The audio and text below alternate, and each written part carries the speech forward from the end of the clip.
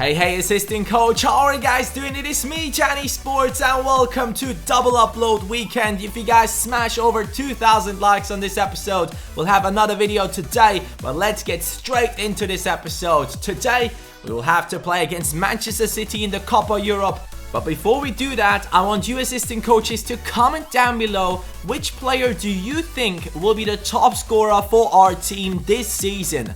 If I had to guess right now, I seriously don't know. I honestly don't know because Benteke and Sturridge haven't scored a goal yet. Same with Konoplyanka, Coutinho, maybe James Milner. I don't know. I honestly don't know. So let me know in the comments down below who you believe will be the top scorer in our team this season. But let's get it started off straight away against Manchester City. And boys, they have won the Champions League last season. We have won the Europa League last season. So we are playing against each other in this one, in the final of the Copa Europe, which is actually not a final. It's just one game where you play for the Copa Europe. And now you can see that we start off with Timo Horn making a great save. And Timo Horn is a guy that I have to talk about early on in this episode because Jurgen Klopp has been saying that if he wants to get a new goalkeeper in at Liverpool, he's looking to get Leno from Bayer Leverkusen or Timo Horn. So I kind of made a really realistic transfer, so I was quite happy to hear that.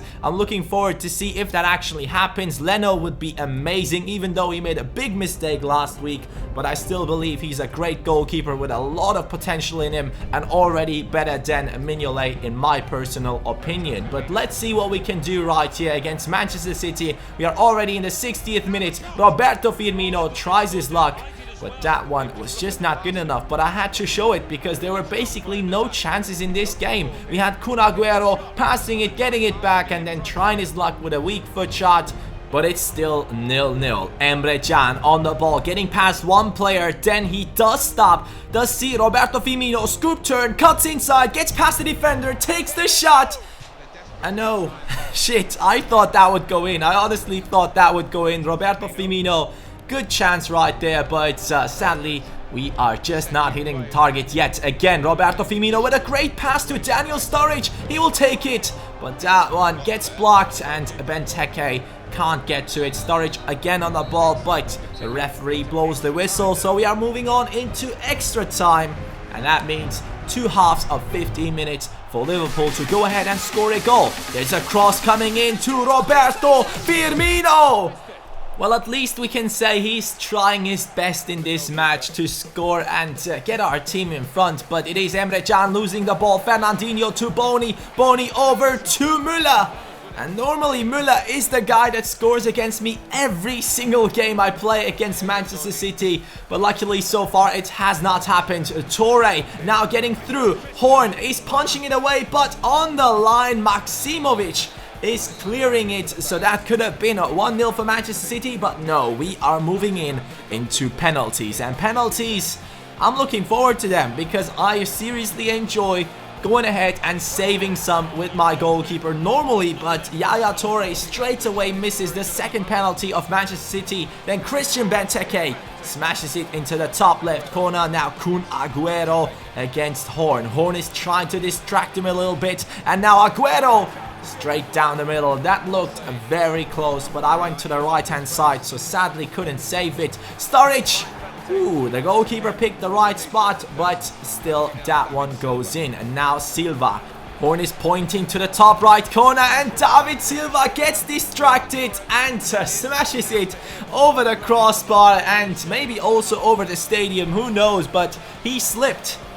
Ha! Finally, not a Liverpool player slipping, but now Roberto Firmino with the last penalty, maybe. Yes, finally, he deserved it. Roberto Firmino gets us the trophy, and that is the second one in this season. So great job so far by the team getting the pre-season tournament trophy and then also the Copa Europe. And that is something I seriously like. I am looking forward to these. I want to start my season off with as many trophies as possible, and we have been able to do so. At first, we obviously lost against Chelsea in the Community Shield, I believe, if that's the right word for it.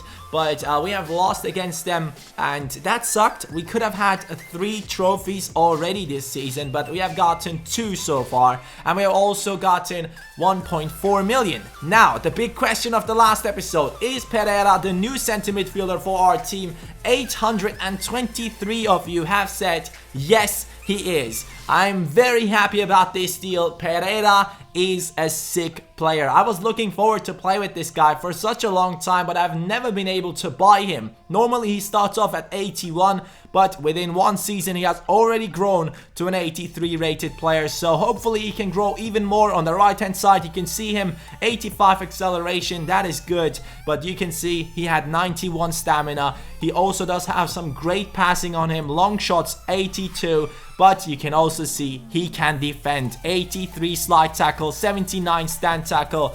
Like, come on, he is decent in defending, high work rates, same as James Milner, only 25 years old, dribbler, and also the engine speciality on him. I believe James Milner also does have that, so they are very similar. Some of you guys were saying, hey, you don't need 2 center defensive midfielders being so offensive. These are not center defensive midfielders. They are positioned as center midfielders, and with their high work rates, they will be defending. Trust me, they will be doing that, and hopefully we will not have problems. Last season we had the best defense in the season, which was quite funny for me because normally I just can't defend, but we are now playing our second BPL match, and this one is against Stoke City at their home ground, but it's a sunny day, so maybe we do have a chance against Stoke City right here. They do have Alexandre Pato in their team, which is one of the most loved players on FIFA 16 already. A lot of people already bought him into their teams, but this is my starting lineup. And now hopefully this will be the game where we get our first 3 points of the season. The first match against Chelsea, we have only gotten 1 point. Pereira tries his luck from long range, and I definitely tried him out a lot in this match. I was trying to pass it to him as much as possible just to get a feel around Pereira, but there is a big chance coming in for Stoke City, but our team is not conceding yet. Now though, Ozan Özyakup, a player from Beşiktaş, is now playing for Stoke City. Has crossed it over to Shaqiri, but that shot was not good enough. Again, Özyakup with the pass, this time to Pato. Maksimovic with a great tackle. And that was something I wanted to show you guys. That is what Maksimovic does. He's actually a great center back. And hopefully I won't eat my words, because so far I've really enjoyed him. And Coutinho hits the post in the 53rd minute, and we are just getting so close to scoring that first goal. But this defense once again got the ball. Now Pereira with the ball roll, getting past one player. He has a lot of space, waiting for the defender to get to him. He does see Coutinho in space. Coutinho with a fancy pass. James Milner with a shot through 2 Stoke City players. And what a shot that is to make it 1-0 for Liverpool against Stoke City. Incredible shot, and also great build-up. Pereira got past one player, and then no one knew who should get to him, so they could not assign a player to him. But then James Milner taking the shot through 2 players, man, that looked great. But once again the attack was started by good defending, and it is the same on this one. Coutinho now through 77th minute. Could we make it 2-0? Yes, we can. Daniel Sturridge actually started off in this team as a striker. Benteke is on the bench. I wanted to give him the chance because so many of the assistant coaches have been saying that Sturridge is wasted on the right midfield position, and that is obviously true, but normally I just like to have him on the right hand side and then cut in and maybe do something. But in this match, you assistant coaches have pushed me towards playing him in the striking position, and that obviously what was the right choice. Maybe Benteke could have scored it as well, who knows, but Timo Horn gets the man of the match in this one, which was quite surprising. But in the end I thought about it and realized, yes, they had a lot of chances and he made some good saves. So now we are moving on into the transfer offers. Origi for Stuttgart, no way mate. 10 million, nah. He is an exciting prospect. He will not leave the team. And a lot of people have also been saying, hey, why do you keep on training Horn? I want him to be an 81 rated goalkeeper, and then I will stop training him, and then we'll move on to train other players. But I want him to become an 81 rated goalkeeper as fast as possible. But now we have the Skirtle deal. I have offered Skirtle for Victor Andrade with no money attached, and Benfica have accepted, and I have done the same for Sisto. Yes, I've done the same for Sisto from Midtjylland, and you can see he is another player that is getting a contract offer. So in the end, if they both accept, I had to decide which one to get into the team. Sisto, obviously, I've used him a lot on FIFA 15. He's an amazing player. But as you guys know, I like to try out new players in every single FIFA, and Victor Andrade is someone I haven't tried out yet, so I would like to just go ahead and do it. But James Milner is leaving the team for 100 million.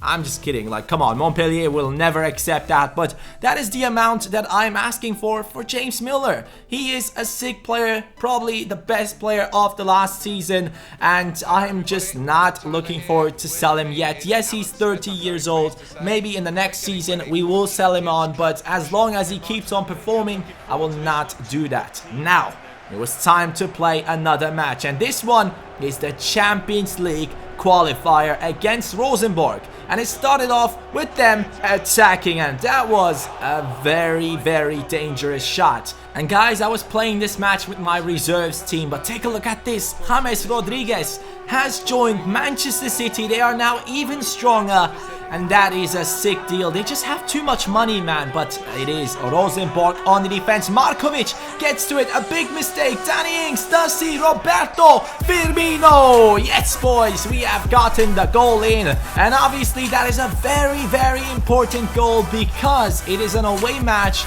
in a two-legged Champions League qualifier. So we have to go ahead and score as many goals as possible in this one because it is an away match and they will count more than scoring goals at home. Now, Roberto Firmino once again, a great pass to Danny Ings. Danny Ings in the penalty area, and that is a penalty. For some reason, there's a question mark in my head right now. I want to see the replay because I thought that wasn't really actually that much of a tackle, like Danny Ings just fell down, but I'll take it. Roberto Firmino to score the second one, and we are now getting a big advantage over Rosenborg, and we can definitely just go ahead and simulate the game at home because I don't think we'll lose against them. But Roberto Firmino, great performance in this episode, man. In the last episode I just said I will put him onto the bench, but now he makes me think about it, man. He really makes me think about it. If I put him on the bench, though, I will definitely sub him in as much as possible. He will probably be the guy to be subbed in for Coutinho in every single match. So he will be playing a lot this season. But Origi now on the left-hand side, crossing it in. What the hell? What the hell, Danny Ings? What did you do? Like, what is that? I mean, come on, you could have headed it so much better. But Origi this time not crossing it. He will pass it inside for Emre Can after a great skill run from Origi. But that's it, 90th minute. 2-0 against Rosenborg in an away match. That gives us a big advantage, and I'm looking forward to get into the Champions League group stages after the second match against Rosenborg. Bayer Leverkusen were trying to buy a Skirtle, 81 rated, 31 years old. I counter-offered 10 million for him, but he's obviously in the deal for Victor Andrade, and he is now the guy to join our team. Yes, guys, I've decided to pick him instead of Sisto. Yes, I know there will be so many people saying, why did you not get Sisto? He was amazing in FIFA 15. You guys have to realize I want to use new players. I don't want to sit there and use the same players over and over again, because that is exactly the way you get just so bored of FIFA. So you have to try new players, you have to find new favorites of yourselves, and that is a guy that I really want to try out. If he had like 4-star skills, he would have been perfect, but he has 3 stars, but I still believe he will be a great transfer for our team. That transfer was done just to get rid of Martin Skirtle because he was getting older, and maybe in the next transfer window I couldn't have been able to get a talent for him. But in the center back position we have loads of players, so I had to go ahead and buy someone else. Roberto Firmino, I want to ask you assistant coaches, should he be my first substitute. He's 82 rated, 24 years old, and he has a lot of potential in him, but in the last season he hasn't been performing at all. This season he feels a little bit better. I don't know why, but I'm looking forward to use him, and same with Markovic. Markovic actually is incredible. My god, I'm looking forward to play him in the next episode. Smash over 2,000 likes and you'll get it. The player of the episode is Roberto Firmino.